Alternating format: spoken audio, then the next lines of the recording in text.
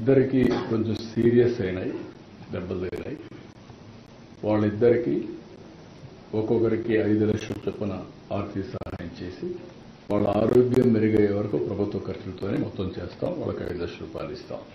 మిగిలిన వాళ్ళు దగ్గర మీరు చూస్తే ఆ ఇద్దరు కూడా తిమ్మక్క, 2 ఈశ్వరమ్మ, 33 మందికి ఇంజురీస్ అయినాయి.